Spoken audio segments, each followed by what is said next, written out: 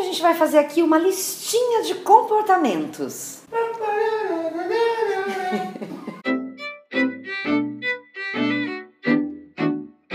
E eu acho que essa listinha de comportamentos vai interessar a você, mulher, mas também vai interessar a você, homem. E antes que eu me esqueça, eu vi que a querida Helena Berto, não sei se é Berto que fala, acho que é Berto, jornalista da UOL, elaborou uma lista com 12 atitudes que as mulheres têm todos os dias na tentativa de prevenir que ocorram com elas casos de estupro, de violência. Então, se vocês quiserem conhecer também essa lista, eu vou deixar o link aqui embaixo.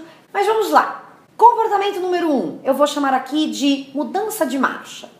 Imagine você que uma mulher está caminhando sozinha por uma rua, sem muito movimento, e ela ouve passos atrás de si. E quando ela olha para trás, ela reconhece que é um homem caminhando, e este homem é um desconhecido. Na rua sozinha, um pouco deserta, ela resolve mudar a marcha. O que significa isso? Caminhar mais lentamente, porque acaba que essa mulher quer saber se esse sujeito está vindo atrás dela ou se ele só está de passagem. Quando ela diminui a marcha, ela reconhece se ele vai passar por ela ou se ele vai segui-la acompanhando. Se ele segue acompanhando, é aquele motivo daquele infarto cotidiano que toda mulher já viveu.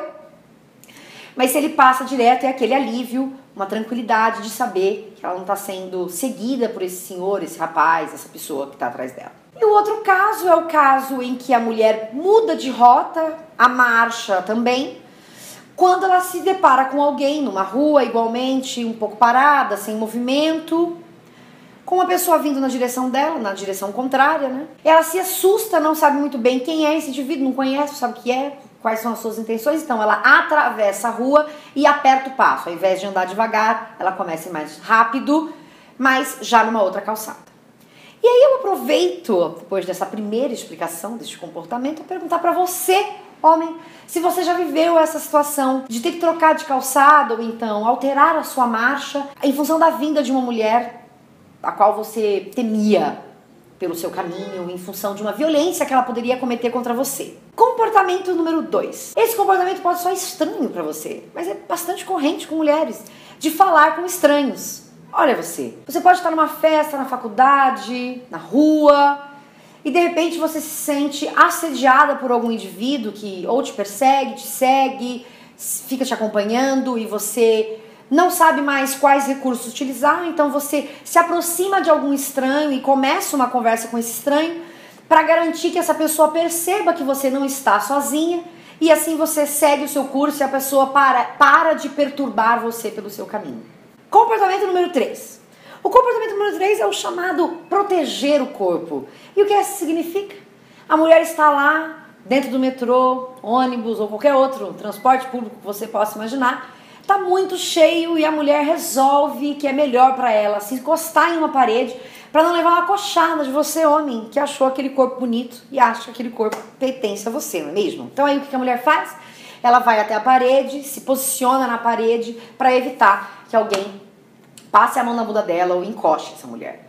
Só que aí tem uma outra coisa, né? Sobram o quê? Peito e perereca. Então a mulher ginasta, não é mesmo? Todas as ginastas acaba cruzando os braços sobre o corpo e se esquivando de alguma maneira, protegendo o corpo para que ela não seja assediada dentro de um transporte público ou em algumas situações de grandes multidões, por exemplo, um show, ou algum evento na rua, sabe-se lá o quê, em que ela precisa se proteger. Comportamento número 4. Comportamento número 4 é uma extensão do comportamento número 3, que é mas aqui uma extensão mais grave, maior, que é de esconder o corpo. Você planejou de ir para uma festa, ir para um lugar, e aí você decide escolher uma roupa que não era a que você originalmente queria usar, porque você está ali com medo de usar uma roupa curta, porque acha que você pode ser assediada, alguém vai passar a mão em você se você usar aquela roupa.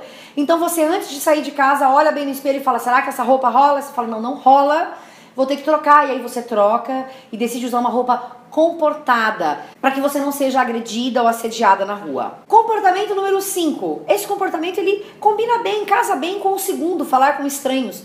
Em ocasiões em que você segue sendo assediada, paquerada de maneira insistente por um indivíduo numa balada, é corrente você acabar dizendo, ah não, meu namorado já tá chegando, ou alguém que puxa papo com você num ponto de ônibus, qualquer desconhecido que ele apareça e que te incomode, que te cause medo, você acaba inventando a história de que você tem ou um namorado ou um marido, uma figura que protege você, digamos assim. Portanto, você inventa essa história para não ser entendida como uma mulher sozinha e, portanto, que correria maior risco de assédio.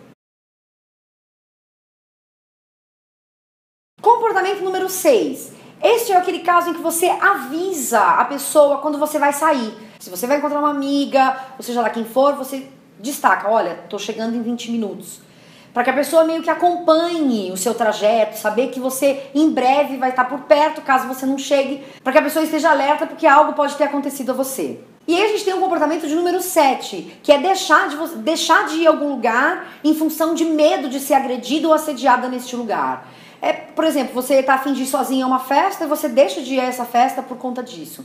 Você deveria fazer o turno noturno do trabalho e você decide não fazer esse turno da noite porque você tem medo de caminhar sozinha até o trabalho, porque você acha que corre o risco tem um risco maior de você ser agredida, violentada nas ruas em função de ser já noite. O comportamento de número 8 é também cada vez mais comum entre as mulheres, que é o comportamento de defesa pessoal. Cada vez mais as mulheres começam a participar de cursos de defesa pessoal para, em caso de agressão na rua, para que elas possam se defender e render o indivíduo que tentar agredi-las e assediá-las. E aí um último comportamento que eu quero trazer para você, que é o comportamento número 9, que é o famoso comportamento da risadinha. No ambiente de trabalho, entre amigos, em diferentes rodas de conversa, é muito possível que você, mulher, já tenha soltado aquela risadinha sem graça porque recebeu uma cantada desagradável, um assédio, um comentário absurdo sobre a sua forma física, sobre o seu corpo, inclusive em alguns momentos até de desconhecidos ou pessoas pouco conhecidas. Você não sabe como agir, gostaria efetivamente de dar um tapa na cara do indivíduo, mas você fica constrangida e de tão constrangida você não sabe reagir de outra maneira que não seja simplesmente soltando um sorrisinho sem graça, porque você não sabe como continuar aquela situação. Isso é muito, muito corrente, inclusive em ambientes de trabalho. Pois bem, e esses são os 8 comportamentos que eu queria destacar aqui, que são muito frequentes na vida das mulheres e que muito provavelmente não fazem parte da vida e da rotina dos homens. E se eu trago esses comportamentos aqui, não é para chamar a atenção das mulheres, da forma como elas devem agir todos os dias, para dar uma dica para que elas façam isso todos os dias, porque elas estejam sempre alertas. É também para mostrar para o homem o quanto isso é frequente na vida de uma mulher e pouquíssimo frequente na vida de um homem. Em especial quando se faz justamente o movimento contrário, de pensar quantas vezes você, homem, teve medo de uma mulher que poderia agredir você na rua em função do seu gênero, pelo fato de você ser homem. Uma violência de traço sexual. E mostrar cada um desses comportamentos tão frequentes na vida das mulheres, no dia a dia das mulheres, é justamente mostrar o quanto a cultura do estupro é de fato uma cultura, o quanto a cultura da violência sexual contra a mulher está presente e é mesmo parte do cotidiano da vida das mulheres. E essa violência ela é tão presente e tão naturalizada que ela acaba por culpabilizar a mulher sobre qualquer ato que aconteça contra ela, quando na verdade a gente deveria estar pensando na ação daquele que comete a agressão. E quando eu trago esses exemplos é justamente para mostrar o quanto a gente realmente culpabiliza a mulher que passa a mudar a sua atitude diante do seu dia a dia para poder existir em uma cidade, em uma sociedade em que tão frequentemente assedia e violenta mulheres. E isso é algo muito antigo, né? Muito antigo de se pensar que os homens, de maneira geral, eles não têm como controlar os seus próprios instintos e são as mulheres que precisam se preservar e se defender e se comportar de maneira idônea para evitar que algo aconteça com elas.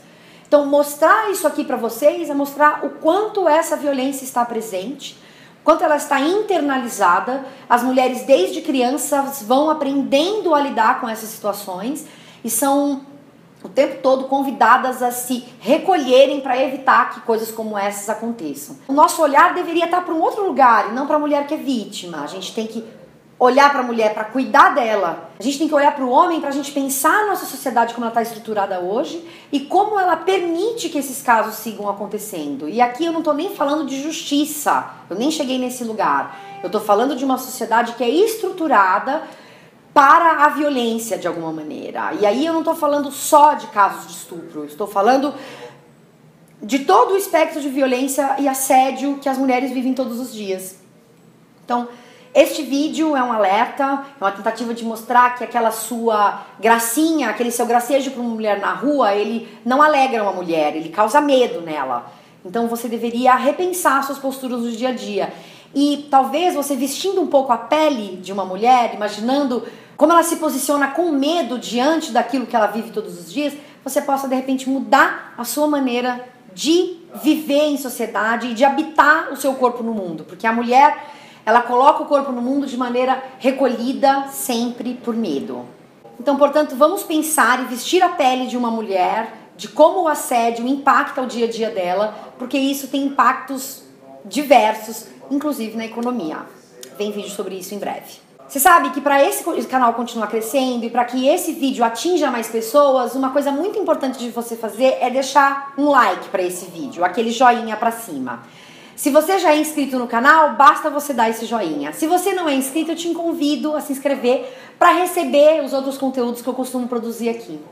E no caso de você achar que esse vídeo valeu a pena e deve atingir outras pessoas, não se esqueça de compartilhar. Mas um dos elementos mais importantes aqui é justamente você curtir esse vídeo para que ele possa aparecer mais no YouTube, porque é assim que funcionam esses algoritmos. Bom, gente, então esse era o tema que eu queria trazer para vocês hoje e a gente se vê de novo daqui uns dias. Tchau, tchau!